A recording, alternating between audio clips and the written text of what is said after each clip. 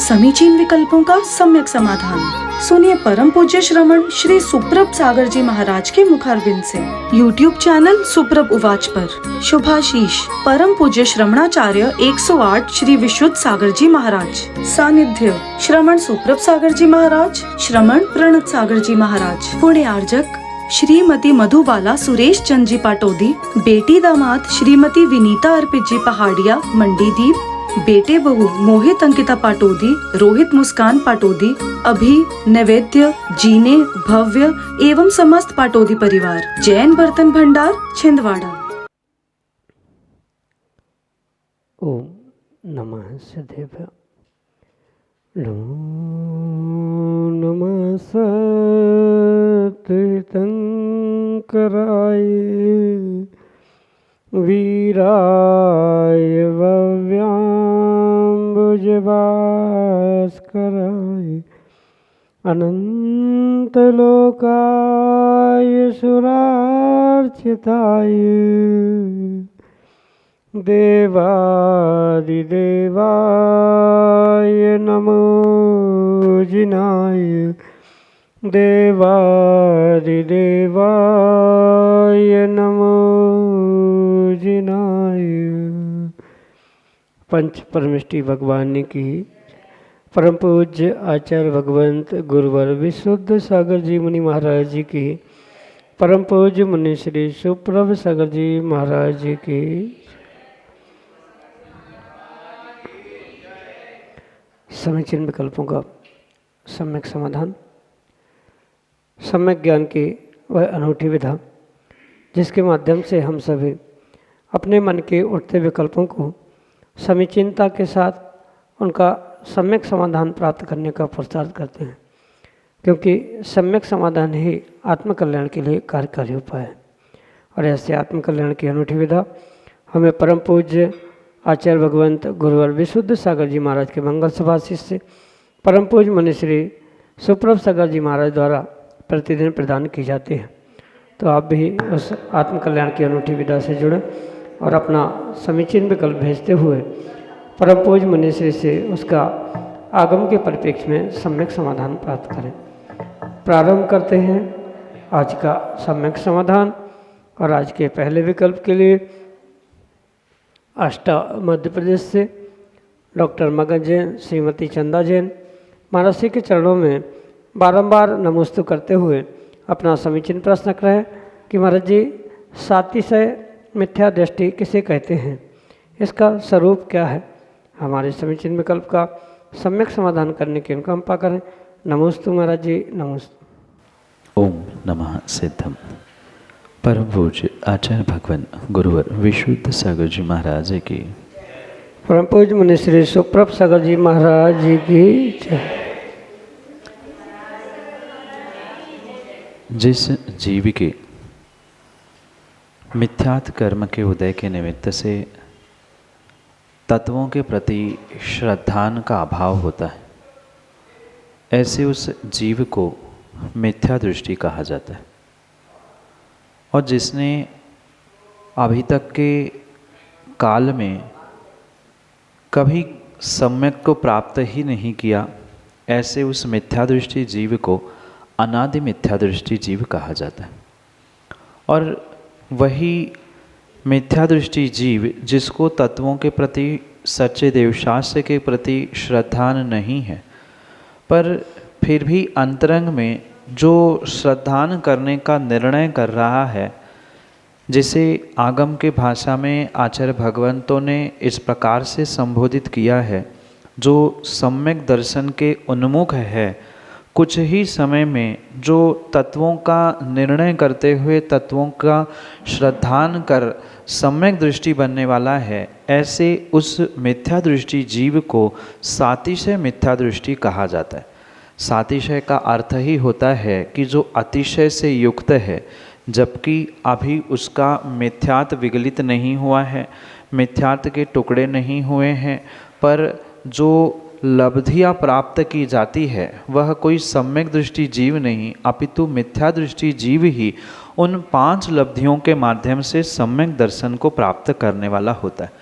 इसलिए ऐसा मिथ्या दृष्टि जीव जो पांचों लब्धियों को प्राप्त कर रहा है, क्रम क्रम से अपने उन लब्धियों के माध्यम से कर्मों का क्षय या उपशम क्षयोक्षम करते हुए उन 7 प्रकृतियों को लेकर जो पुरुषार्थ कर रहा है, जिसका अल्प ही समय में सम्यक प्रकट होने की संभावना से युक्त पुरुषार्थ चल रहा है, ऐसे जीव को आगम में सातिशय मिथ्या दृष्टि कहा जाता है।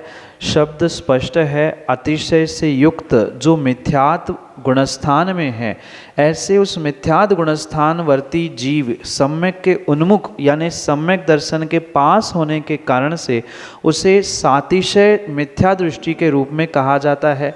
जैसे सातिशय शब्द अनेक स्थानों में प्रयोग किया जाता है गुणस्थान के परिप्रेक्ष्य में, तो इस मिथ्या गुणस्थान के परिप्रेक्ष्य में भी और मिथ्या दृष्टि के संबंध में भी जब वह सम्यक दर्शन को प्राप्त करने वाला होता है, कुछ ही क्षणों में, कुछ ही समय में उस 3 करण परिणामों के माध्यम से जो मिथ्यात कर्म है, उस मिथ्यात प्रकृति के 3 टुकड़े करने के लिए जो प्रवृत्त होने वाला होता है, अभी मिथ्यात के टुकड़े हुए नहीं हैं, ना सम्यक उदय में आया है, ना सम्यक मिथ्यात उदय में आया है।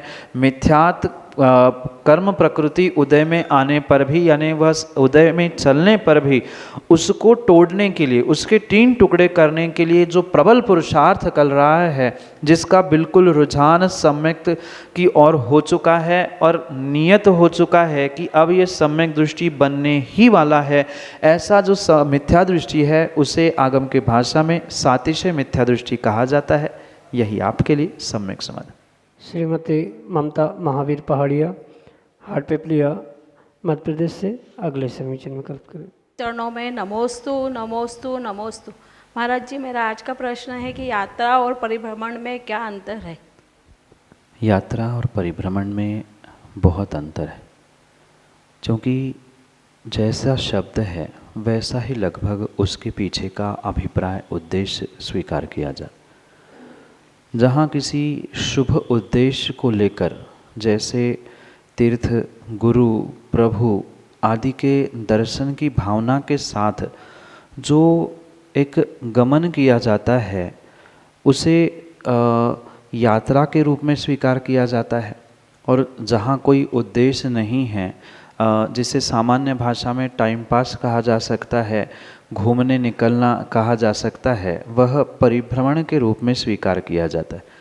और जहाँ एक विशेष अच्छा शुभ उद्देश्य लेकर गमन किया जाता है, चाहे तीर्थों की यात्रा के रूप में तीर्थ यात्रा हो, क्योंकि तीर्थ मात्र मिट्टी के या अचेतन रूप के नहीं, निर्ग्रंथ गुरु की दर्शन भी एक यात्रा के रूप में, चेतन तीर्थ की यात्रा के रूप में स्वीकार किए जाते हैं। तो सीधा सा अंतर इतना ही है कि जहाँ किसी भी प्रकार से कोई अच्छा उद्देश्य, लक्ष्य, अभिप्राय होता है गमन करने में, वह यात्रा के श्रेणी में रखा जाता है। और जहाँ कोई किसी प्रकार से उद्देश्य नहीं है, समय काटने के लिए जो घूमने का प्रयास किया जाता है, या कई बार स्वास्थ्य के लिए भी घूमने का विचार किया जाता है, सुबह जैसे मॉर्निंग वॉक है, या अन्य भी बहुत सारे जो कार्य है, ये परिभ्रमण का ही एक प्रकार है। और दोनों में कर्माश्रव की भी अपेक्षा से बहुत बड़ा अंतर स्वीकार करना होगा, क्योंकि यात्रा में विशेष अच्छा शुभ लक्ष्य होने के कारण से वहाँ शुभ कर्मों का आश्रव होने की संभावना है। उस यात्रा में व्यक्ति के भाव कैसे है, उस पर उसकी निर्जरा भी होने की संभावना व्यक्त की जा सकती है।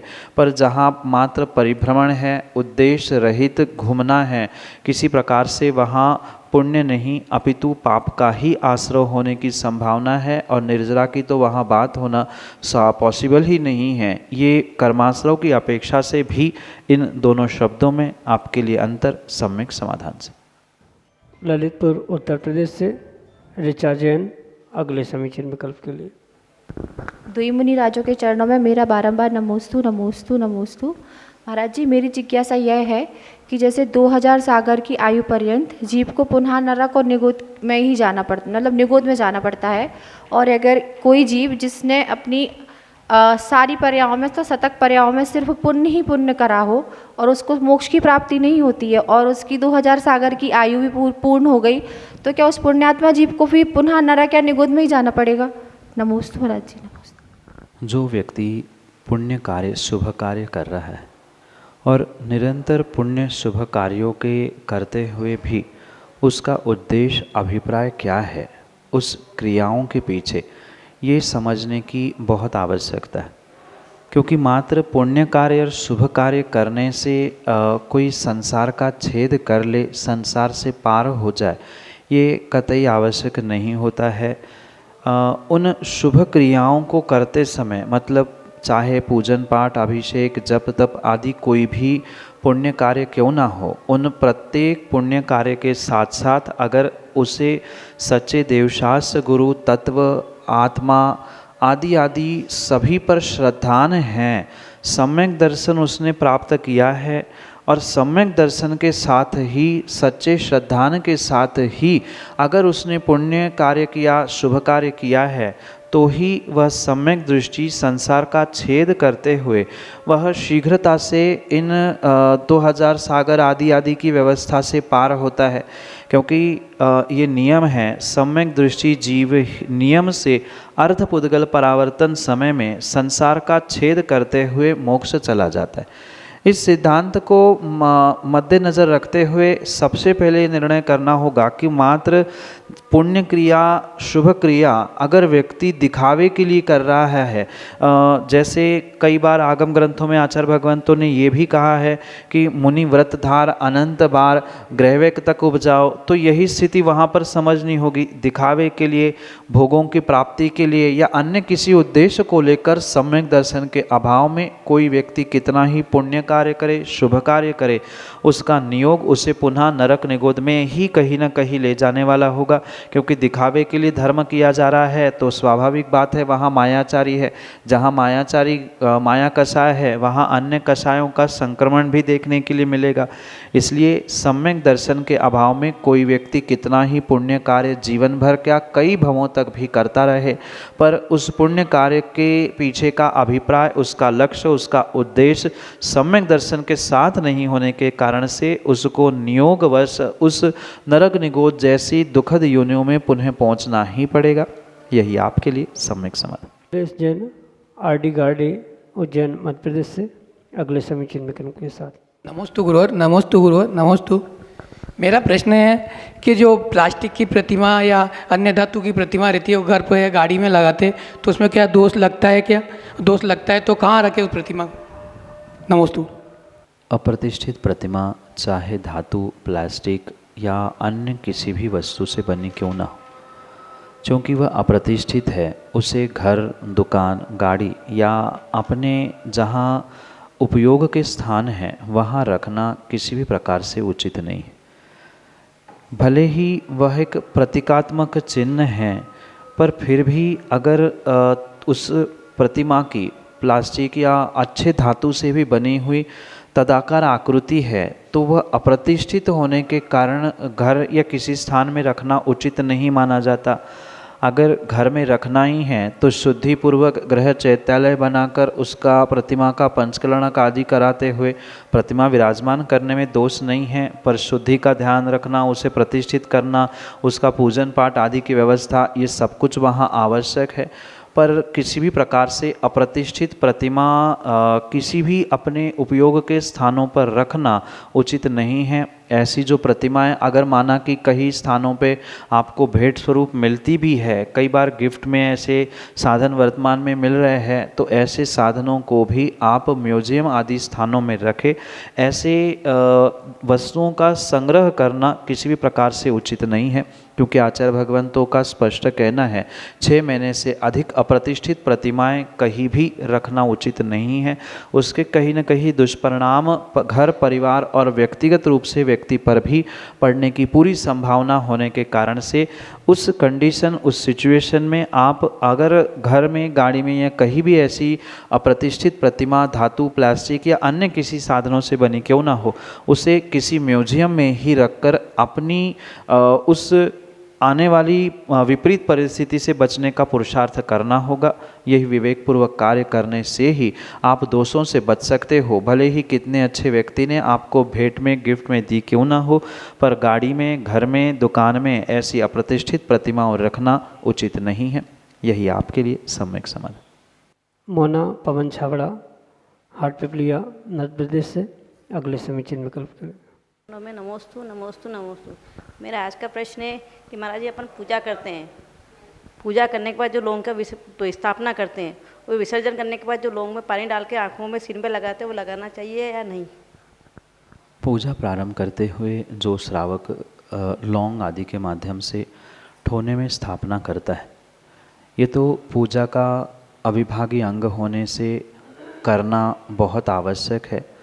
पर उसके उपरांत यानी पूजन के उपरांत जो पूजा का निष्ठापन, विसर्जन आदि के रूप में जो उस स्थापना में, ठोने में जल आदि विसर्जित करते हुए या डालते हुए जो उसको एक गंधोतक मान के लगाया जाता है, उसमें किसी भी प्रकार से कोई मिथ्यात या पाप नहीं है। लगाओ सो एक आदर सम्मान की व्यवस्था है, नहीं लगाओ तो उसमें कोई दोष नहीं है। ये तो व्यवस्थाएं बनाई गई है। ये बहुत अच्छे से समझना, उस ठोने में हम भगवान को आमंत्रित नहीं कर रहे, ये तो मात्र उपचार से एक की जाने वाली क्रियाएं हैं। मंत्र को भी आपने गौर से पढ़ा हो तो हम भगवान को, गुरु को हृदय में आमंत्रित करते हैं, ना कि ठोने में बुलाते। वो तो एक क्रिया है, और चूँकि हमने क्रिया की है, बनाया है, तो हमें पता कैसे चले कि हमने विसर्जन किया है, या जो उठाने वाला है उसको भी तो पता चले कि अमुक व्यक्ति ने स्थापना की थी, तो वो विसर्जन हुआ कि नहीं हुआ है, कि वो वापस आके पूजा करेगा या क्या उसकी व्यवस्था है। ये समझ में आने के लिए कभी पीले चावलों से या कभी जल से, चंदन आदि से उस ठोने पर विसर्जन करते हुए बनाया हुआ साथिया, फूल आदि मिटाते हुए उसे एक आशिका के रूप में ग्रहण किया जाता है। उसमें कोई ऐसा बंधन नहीं है, नियम नहीं है कि लेना ही पड़ेगा, और ऐसा भी नहीं है नहीं लेंगे तो हमें पाप लगेगा। ये तो हमने प्रारंभ किया था, और एक सम्मानजनक उच्च स्थान देकर उपचार से की जाने वाली क्रिया है, और विसर्जन भी करना आवश्यक था, तो विसर्जन किया है। सो वह एक अच्छा द्रव्य, क्योंकि प्रत्येक द्रव्य वहाँ जो प्रयोग में लाया जाता है वह श्रेष्ठ द्रव्य है।